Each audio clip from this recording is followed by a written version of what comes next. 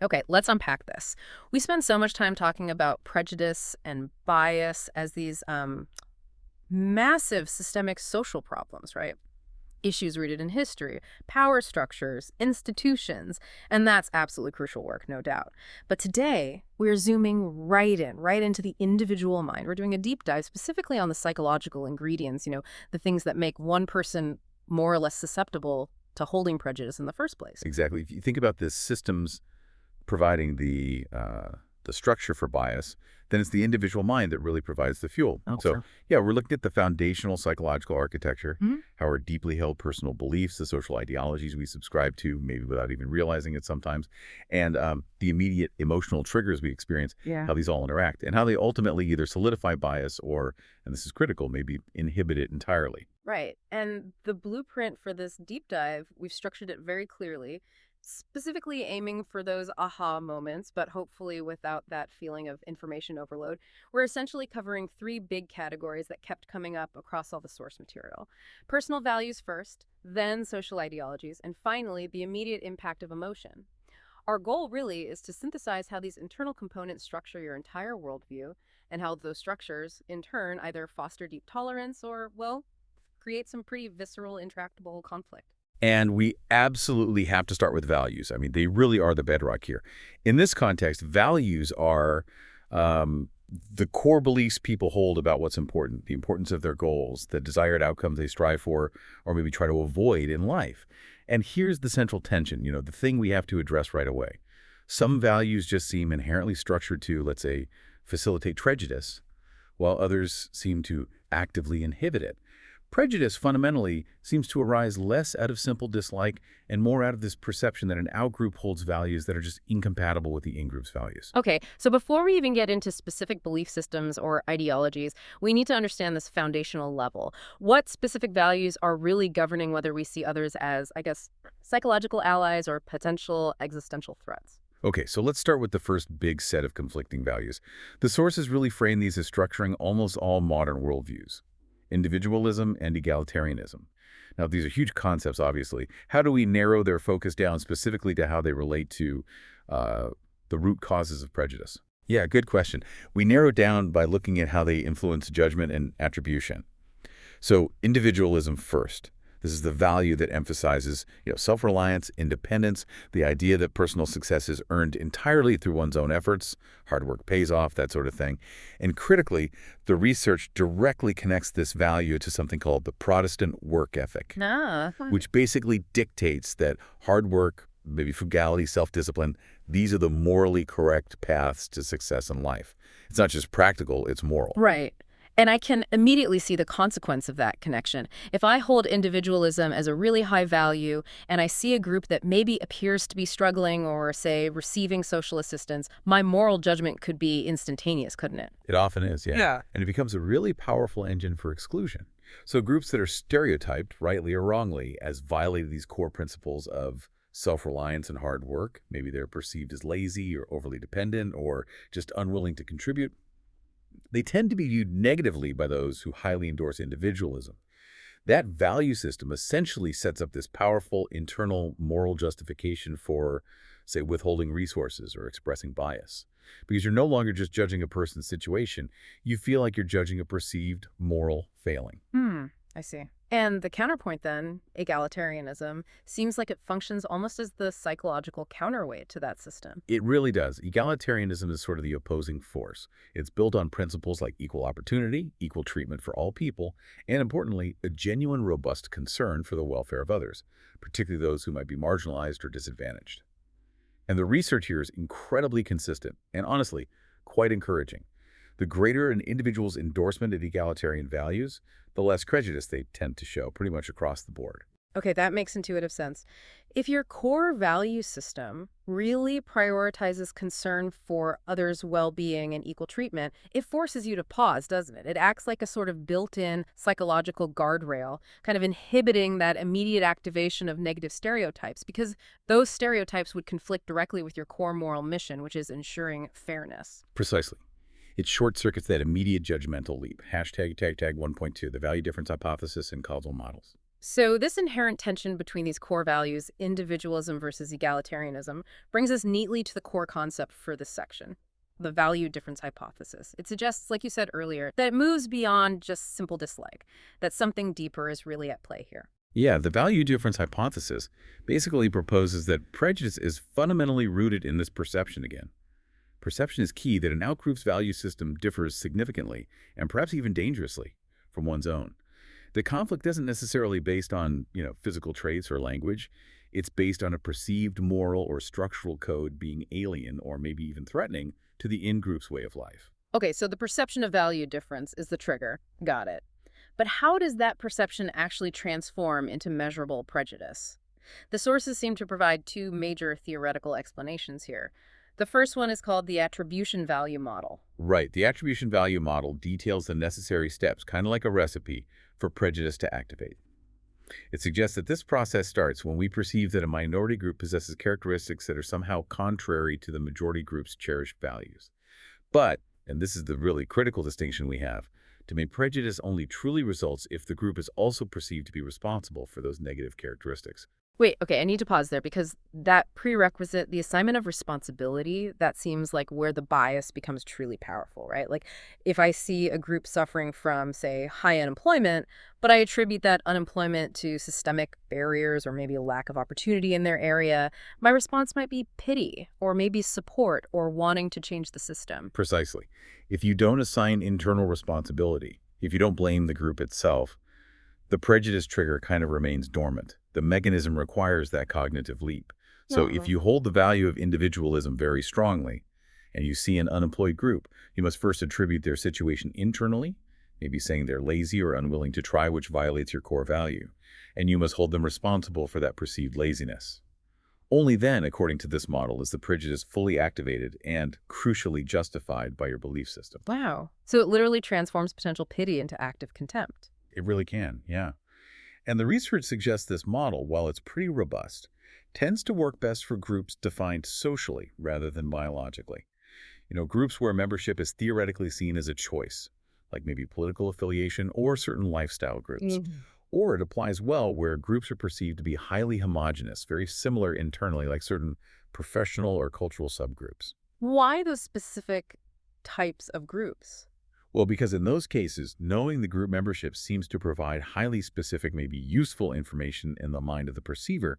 It makes that value judgment and the subsequent attribution of responsibility feel more immediate and powerful. Like, oh, they're that kind of person, so of course they act that way. Yeah. Hashtag tag tag 1.3, existential fear and terror management theory, TMT. Okay, this is where it gets really interesting for me because we move from these perceived moral failings or value differences to something much deeper, maybe the most fundamental existential fear we all share. Let's talk about terror management theory or TMT.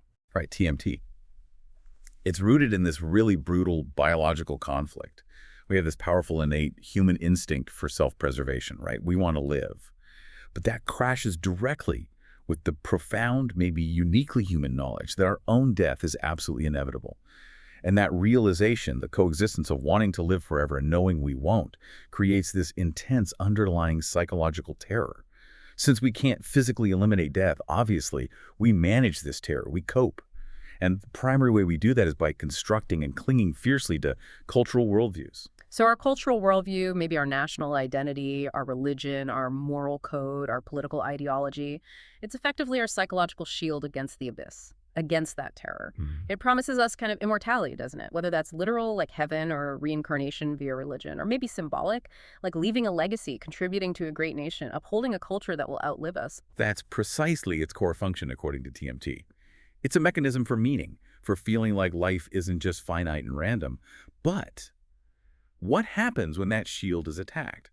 Or maybe just questioned? What happens when an outgroup presents a completely viable, alternative way of living, a different path to meaning? When our worldview is threatened, we become overwhelmingly motivated to defend it.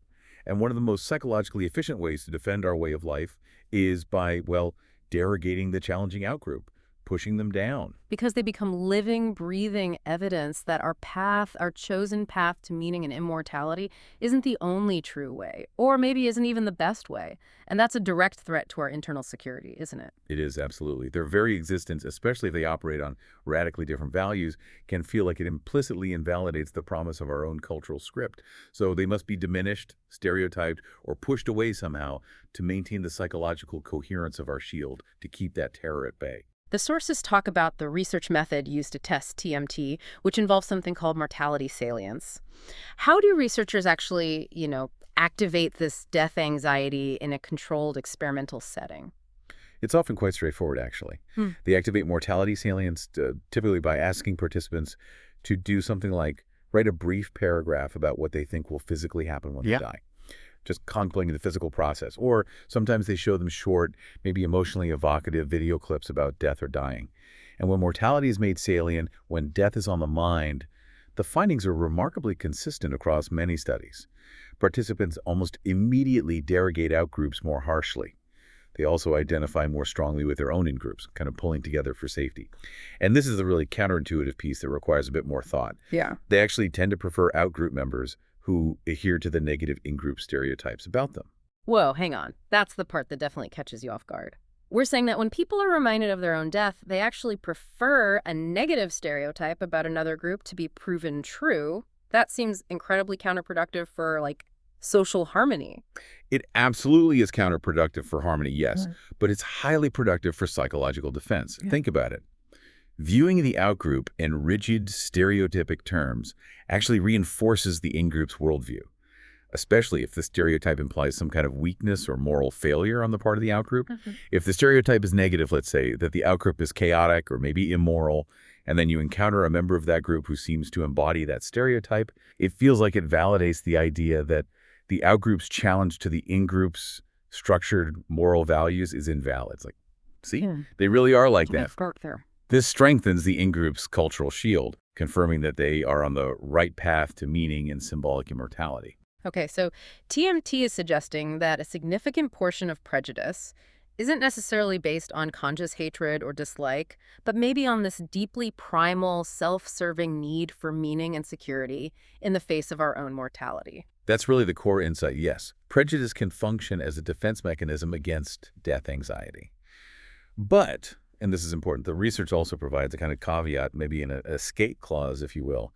Mortality salience doesn't always have to lead to prejudice. Okay, so how do you interrupt that mechanism? Once that death anxiety is triggered, how can you stop the automatic derogation? Well, you can interrupt it by reinforcing the anti-bias aspects within the culture itself. So if researchers prime people before activating mortality salience, maybe by reminding them of cultural values that explicitly promote intergroup tolerance, respect, or fairness, it can actually offset that defensive derogation process. It shows that tolerance and respect can themselves be framed as core, protected components of the shared cultural worldview, just as important as any other value. They become part of the shield, too. Okay, moving on from those sort of foundational psychological fears, let's shift to religion.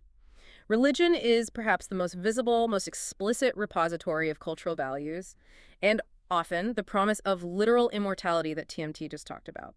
But the sources point out that the relationship between religion and prejudice is really complex, often quite paradoxical. Why is this relationship so tricky to pin down? It is complex, largely because religion often contains these inherent structural contradictions regarding tolerance. Right. Most major religions preach universal love, acceptance, compassion. But at the same time, they also delineate a usually quite strict moral code defining right and wrong, insiders and outsiders. So this means some aspects of religious belief seem to facilitate prejudice, while other aspects actively inhibit it. It pulls in both directions. The key factor that researchers use to untangle this is differentiating between what they call proscribed prejudices and permitted prejudices. Okay, let's define that difference clearly because it sounds absolutely essential for understanding the data that follows.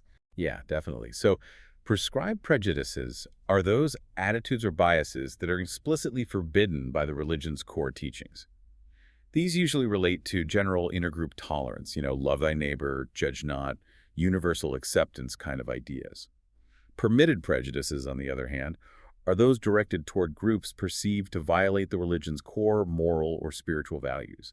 Think about groups perceived as non-traditional, maybe sinful or threatening to the established religious order. Okay, so when researchers simply measure general religious involvement, things like how often someone prays, attends services, or just how religious they consider themselves to be, what does the data actually tell us about these two different types of prejudice, prescribed versus permitted? It tells a very nuanced story, actually. General self-rated religious involvement is largely uncorrelated with prescribed prejudices. Meaning more religious people aren't necessarily more likely to reject general tolerance. Exactly. Most people, religious or not, tend to agree that general tolerance is a good thing, at least on paper. So that measure doesn't show much difference. However, this same measure of general religious involvement shows a moderate positive correlation with permitted prejudices. Ah, so more religious involvement is linked to more prejudice against groups seen as violating religious values. Yes, prejudice directed specifically toward groups perceived to challenge the religious value system. It suggests the commitment isn't always to universal love, but maybe to love that's conditional on sharing a certain moral framework. Hashtag 2.2 religious orientation and fundamentalism. Okay, so that suggests that simply being religious isn't the key factor here. It's more about how someone practices or relates to their religion, their orientation, that matters more. The sources distinguish between what they call intrinsic and extrinsic religious orientation. Can you break those down? Sure. An intrinsic orientation describes someone who has genuinely internalized the religion's teachings. They truly believe and try to live by them as an end in itself. For them, religion is about seeking meaning, connection, guidance through faith itself.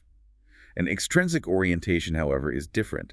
It describes people who are using religion more as a tool, a means to an end, for achieving non-religious goals.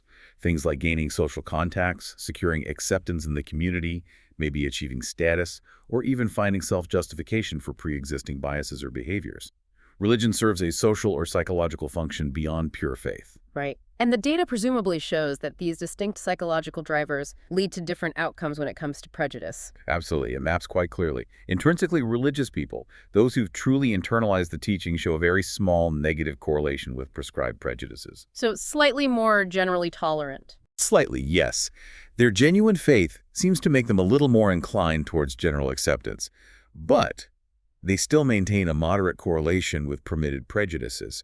Their conviction might shield them from some general bias, but it seems to focus their potential intolerance specifically on those perceived moral threats to their deeply held values. Okay.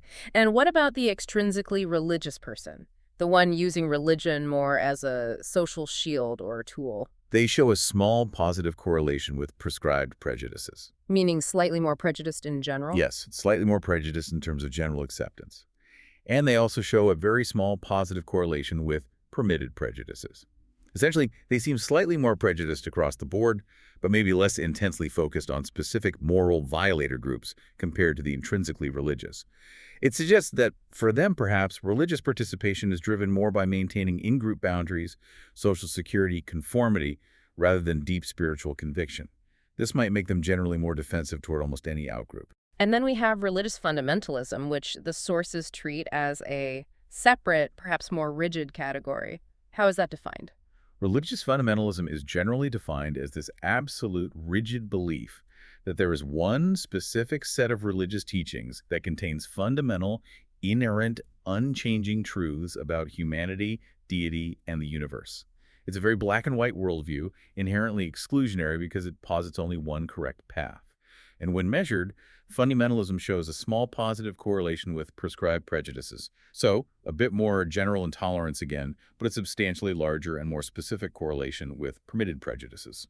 So fundamentalism is the clearest indicator of that targeted bias based on perceived moral violation. It seems to be, yes. The belief in one inerrant truth makes deviation seem particularly threatening and unacceptable. Okay, so when we try to synthesize all this complex data on religion and prejudice, what's the main takeaway for someone trying to understand this? What's the aha moment here? Well, the overarching conclusion really is that the paradox is real. It's not simple. While almost all religions do teach general acceptance and tolerance in some form, this acceptance is often, in practice, immediately limited to people perceived to share the same core religious values. Prejudice is thus permitted, even implicitly encouraged sometimes, against people who are perceived to violate those values or threaten the perceived inerrant truth of the faith. And the crucial note, which we absolutely have to keep reiterating whenever we discuss this kind of research, is that all this data is correlational. We cannot definitively conclude from this that religion causes prejudice. Right. It could be the other way around, or a third factor. Exactly. It's perhaps more likely that religion provides a powerful, ready-made, and often socially sanctioned framework for expressing pre-existing prejudices that are actually rooted in those deeper value conflicts we talked about earlier. It gives justification. Okay, so if individual values are like the raw materials for our beliefs, then social ideologies seem to be the elaborate, more rigid world structures that we build on top of those values. They're essentially comprehensive belief systems that really guide how we see and react to the world, aren't they? That's a great way to put it, yeah. Social ideologies are incredibly powerful precisely because they satisfy some very deep psychological needs. They are these comprehensive sets of attitudes and beliefs that predispose people to view the world and respond to complex social events in highly consistent, often predictable ways. They provide conviction, a sense of purpose, and perhaps most importantly, a coherent structure for navigating what can feel like a very complex, confusing, and sometimes frightening social environment. They simplify things. Tag 3.2 right-wing authoritarianism, RWA. Now, the sources focus heavily on two major ideologies that are consistently linked in the research to individual prejudice: right-wing authoritarianism, or RWA, and social dominance orientation, SDO. Let's start with RWA. It wasn't always seen this way, right? It was initially thought of more as a personality trait. That's right. Early research looked at an authoritarian personality, but it's been reconceptualized more as RWA, which is seen as comprising three interconnected attitudes or tendencies. First, there's authoritarian submission, basically, a high degree of submission and deference to established, legitimate in-group authority figures, respecting the hierarchy. Second, authoritarian aggression, general aggressiveness, often morally outraged, directed toward various outgroups or individuals who are perceived as targets, condemned by those authority figures. And third, conventionalism, a very rigid adherence to traditional social norms, values, and beliefs, and a strong rejection of anything perceived as deviant. Let's ground that conventionalism component a bit more. In a practical conversational context, what happens when someone high in RWA sees a deviation from tradition, say, something challenging traditional family structures or gender roles? That's exactly where the threat response really kicks in hard for them. If a high RWA person sees a deviation from what they consider the traditional definition of family, or traditional moral codes regarding behavior, success, or social roles, they tend to perceive that deviation not as just mere difference or social evolution, but as a dangerous erosion of the moral fiber that holds society together. They tend to seek order, stability, and safety above almost all else, often holding an underlying belief that the world is inherently dangerous and may be spiraling into chaos if traditions aren't upheld. And what are the general cognitive tendencies or personality characteristics that often accompany someone high in RWA? Well, the research suggests several tendencies that seem to predispose them towards prejudice. This often includes a degree of mental inflexibility, maybe a lower openness to experience, a general disinterest in new or challenging ideas, and crucially, as I mentioned, a worldview that perceives the external environment, particularly social change, as highly dangerous and threatening. Because they see danger and potential chaos everywhere, they feel this deep need for a rigid, simplified organization of the world into clear, predictable ingroups and potentially threatening outgroups. And the sources really highlight the essential role of authority figures in this whole RWA structure. It's not just prejudice against difference in general, it's prejudice that's specifically sanctioned or directed by power, right? That is absolutely the linchpin of RWA. High RWA individuals tend to accept prejudice against groups condemned by authority figures as legitimate, even necessary, because that authority promises to restore order, maintain security, fight the perceived chaos. They seek security primarily through conformity and obedience to those authorities. So an RWA individual might not naturally be prejudiced against a particular outgroup on their own, but once that group is identified as a threat or as deviant by the established political, religious, or social power structure, once the threat is defined by authority, the RWA individual is much more likely to accept the ensuing aggression or discrimination as necessary to maintain social order. This helps explain why RWA is correlated with prejudice against such a wide variety of different groups over time. The specific definition of threat is often dictated by whoever is perceived to be in legitimate authority at that moment. Tag 3.3 social dominance orientation, SDO. Okay, now let's turn to the other major ideology, social dominance orientation, or SDO. This sounds fundamentally different from RWA. While RWA seems rooted in fear, conformity, and the need for security, SDO seems rooted more in the drive for status, power, and hierarchy itself. Is that fair? That's a very fair distinction, yes. SDO is driven by this core desire for one's own in-group to dominate and be superior to outgroups. It's fundamentally about wanting stratification, a clear social hierarchy, not necessarily just safety from chaos. It has two measurable components, according to the research. First, group-based dominance. This is the clear belief that one's own group ought to be at the top of the social ladder, that it deserves its superior position. And second, opposition to equality. This is the explicit belief that groups currently relegated to the bottom of the hierarchy should probably stay there.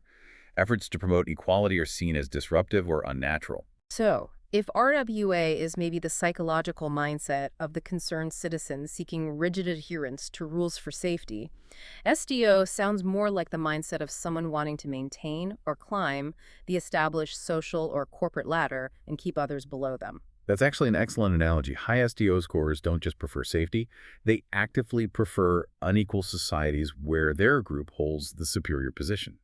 And the data confirms this quite clearly. Members of groups that already hold greater societal power, whether that's economic, political, or social power, typically exhibit higher average levels of SDO. Makes sense, right? They have a vested interest in maintaining the status quo that benefits them. Their specific prejudice trigger is also different from RWA. They tend to be most prejudiced against members of groups that challenge the legitimacy of the existing inequality. Anyone seeking to flatten the hierarchy, demanding more resources or status, is perceived as a direct threat to their group's position. And what are the general psychological characteristics or traits that tend to accompany high SDO? They tend to see the world as a highly competitive, almost zero-sum game. For my group to win, another group must lose. They are often quick to classify people into in-groups and out-groups based on status. Some research describes them as potentially more manipulative in interpersonal relations, focused on achieving dominance. And a really key finding is that they consistently score very low in empathy, particularly toward members of lower status groups. Because they view society fundamentally as a ladder, they often see those below them as somehow deserving of their lower position, and those seeking to climb as unwelcome competitors. This desire to maintain superiority and the belief that it's justified leads them directly to using that cognitive tool we touched on earlier, legitimizing myths. Can you remind us what those are? Yes, legitimizing myths are absolutely essential for SDO to function smoothly. They are basically sets of widely accepted attitudes, beliefs, stereotypes, and even ideologies that high SDO individuals and societies use to rationalize and justify their group's dominant position and the existing social hierarchy. Without these myths providing a good reason for the inequality, the dominance would be much harder to sustain morally and socially. It would just look like naked oppression. Okay, can you give us a concrete example of how a legitimizing myth might function in practice to actually justify inequality? Sure. Let's consider the distribution of public resources again. Maybe something like funding for schools in different neighborhoods. If a lower status outgroup is widely stereotyped, perhaps through media portrayals or historical biases as being inherently less intelligent or maybe less motivated or more prone to crime, high SDO individuals can seize on this stereotype. It becomes the legitimizing myth.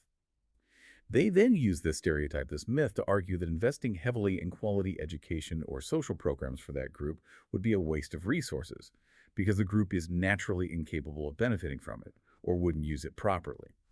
See how the myth doesn't just describe the group in a biased way. It actively functions to justify denying them the very resources that might allow them to challenge the existing hierarchy and improve their standing. It makes the unequal distribution seem logical, perhaps even inevitable, and fair based on the group's inherent characteristics. Okay, this feels like a perfect point to pause and really synthesize the core distinction between these two dominant ideological structures, RWA and SDO. They sound like they often lead to similar outcomes, prejudice, discrimination, but their underlying motivations seem quite different. But are they ever really completely separate? I mean, doesn't the desire for dominance, SDO, often require submission to some kind of authority, RWA, to enforce that dominance effectively? Where do the sources draw the line? Is it a clean break? That's a really insightful question. The sources are clear that while RWA and SDO often correlate in individuals, people high in one are often somewhat high in the other. They are indeed driven by fundamentally different core psychological needs and motivations. SDO focuses almost purely on dominance over outgroups and managing intergroup relations to maintain hierarchy. Its primary goal is eliminating competition for resources and status, keeping the latter firmly in place with their group on top. It's about group competition. RWA, conversely, focuses primarily on submission to in-group authority figures and seeking personal and group security against perceived external threats, chaos, and social decay. Its primary goal is safety through conformity, obedience, and order. It's about group cohesion and security. Okay, so let me try to recap that simply. RWA seeks security through rigid conformity and deference to authority. SDO seeks superiority through enforced hierarchy and competition. One is fundamentally fear-based, the other is more ambition or dominance-based. That's a very good summary.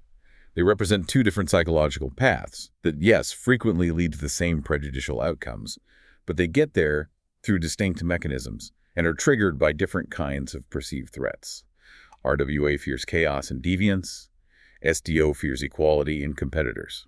All right, we have to now address the relationship between political orientation and prejudice. This is obviously a very politically charged area, so we need to tread carefully.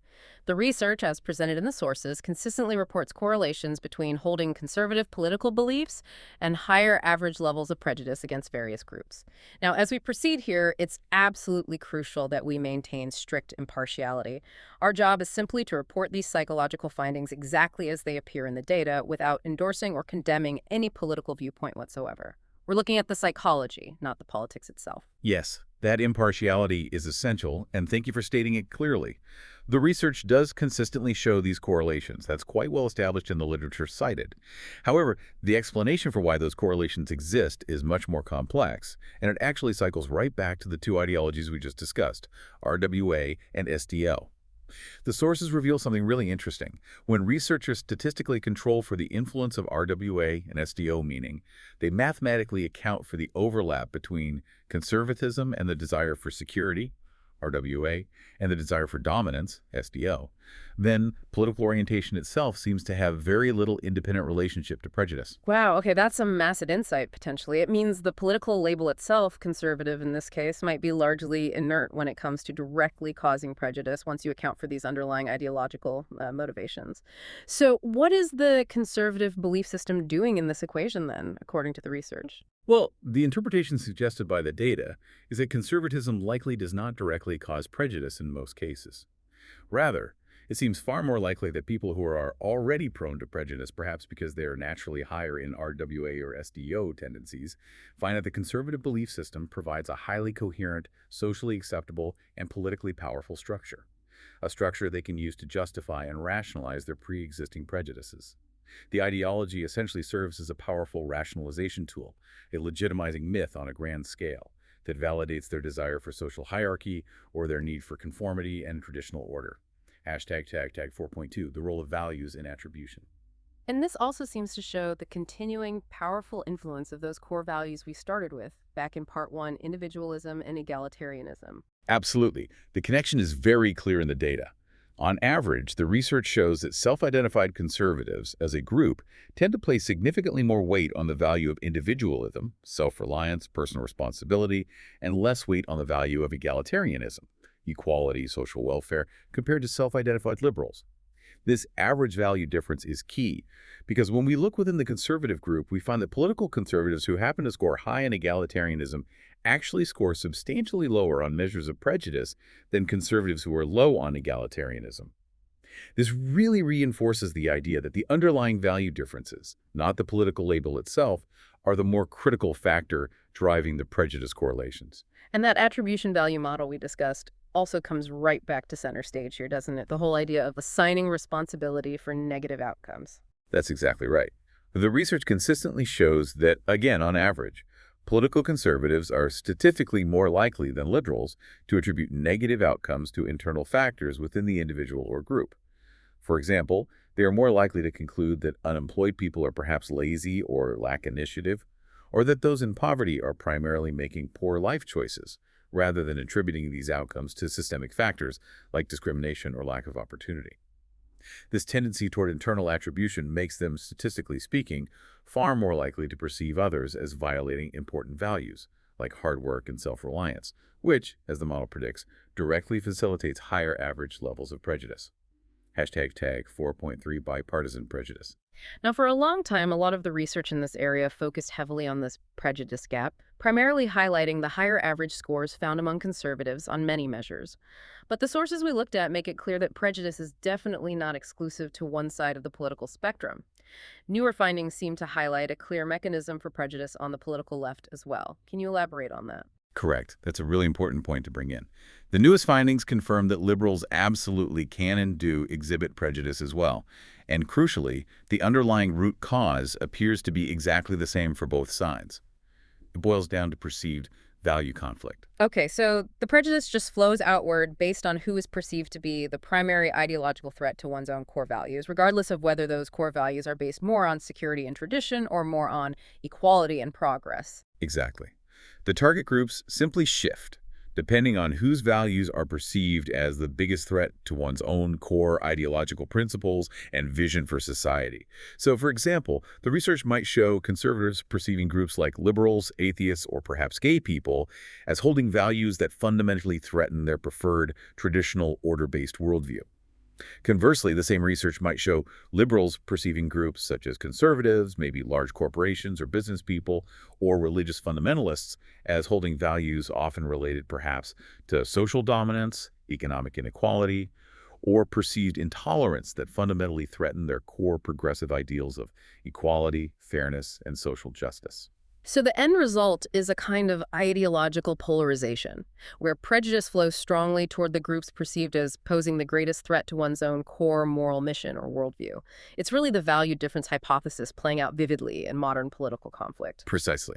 The perceived threat to values is the engine, regardless of the specific content of those values. Okay, so we've established these durable structural components, core values, and overarching social ideologies.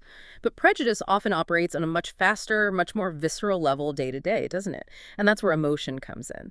Emotion seems like the engine that drives our immediate reactions, like avoidance or aggression. Emotion is absolutely critical, yes. And it has two defining characteristics that are really important for our discussion of prejudice.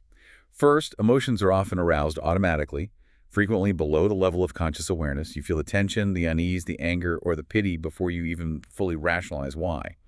Second, emotions actively motivate behavior. They push us to act, either facilitating the application of a negative stereotype and leading to discrimination, or conversely, sometimes inhibiting prejudice. And it's really crucial to note here, as the sources emphasize, that one particular emotion, empathy, is consistently shown across studies to act as a powerful brake on prejudice. It tends to reduce bias by fostering connection. Now, to understand why different outgroups seem to elicit such different specific types of prejudice, why some groups might make us feel pity, while others make us feel contempt, or even envy, we need to turn to a really useful framework called the stereotype content model, or SCM. Yes, the SCM is quite elegant, really, because it argues that our stereotypes about different groups, across cultures even, tend to reflect our perceptions of them along just two primary fundamental dimensions. The first dimension is warmth. This is about how friendly, trustworthy, sincere, or non-competitive a group is perceived to be. Are they on our side? The second dimension is competence. This is about how able, skilled, intelligent, efficient, or successful a group is perceived to be. Can they enact their intentions? And mapping groups onto this 2x2 matrix high-low warmth crossed with high-low competence generates four predictable quadrants, and each quadrant tends to elicit a unique, specific emotional and behavioral response. Hashtag 5.2, the stereotype content model, SCM. Okay, let's walk through those four emotional quadrants, using the examples provided in the sources. Let's start with the group that seems to receive the most positive outcome in this matrix. Right, that would be the high warmth plus high competence quadrant. The research often uses examples like middle-class people or maybe close allies or just the core members of one's own in-group here. These groups are viewed positively on both dimensions. They're seen as trustworthy and friendly, high warmth, and also capable and successful, high competence. The emotions elicited here are pretty straightforward. Admiration, respect, maybe pride if it's the in-group. The behavioral tendency is active facilitation helping them, cooperating with them. They're seen as psychological partners. Okay, makes sense. Moving to the next quadrant. High warmth but low competence. The examples given here are often groups like people with significant mental or physical disabilities, or perhaps the very elderly. Yes, so these groups are generally not perceived as a competitive threat. They're seen as friendly or harmless, high warmth, but they are simultaneously seen as incapable of fully contributing, competing effectively, or maybe managing their own affairs, low competence. This specific combination tends to elicit a mix of emotions, primarily pity, perhaps sympathy, but sometimes tinged with disrespect or infantilization. The behavioral tendency here is often passive help, giving charity but not necessarily empowering them, or sometimes just neglect. Okay, then we hit the more negative quadrants. Let's start with the one that is often perceived as particularly dangerous: low warmth but high competence. The research examples here sometimes include groups like historically Jewish people or Asian people in certain contexts, or maybe the rich. Right. This quadrant produces arguably the most dangerous emotional cocktail, socially speaking. It tends to generate complex, often ambivalent, but highly negative emotions. Things like active fear, deep hostility, resentment, and particularly corrosive envy. These groups are perceived as highly capable, intelligent, and powerful, high competence, making them formidable competitors or potential threats. But crucially, they're also seen as fundamentally untrustworthy, cold, or antagonistic to the in-group's interests, low warmth. The high competence means they are seen as having the actual power to challenge, exploit, or undermine the in-group. This volatile blend often leads to a desire to covertly undermine them, discriminate against them, or in extreme cases, actively attack them.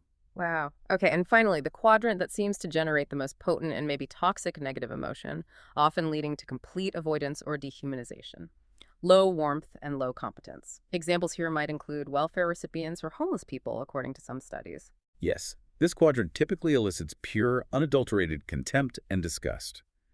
These groups are viewed negatively on both dimensions, seen as untrustworthy or lazy, low warmth, and as incapable or burdensome, low competence. They are often perceived as both worthless and perhaps undeserving of help or attention. The low warmth and low competence combination tends to generate an extreme sense of avoidance and exclusion. The emotional response is often characterized by moral exclusion. They might be literally viewed as less than human, undeserving of basic consideration, and are often ignored, segregated, or actively pushed out of the social field. It's a very dehumanizing response.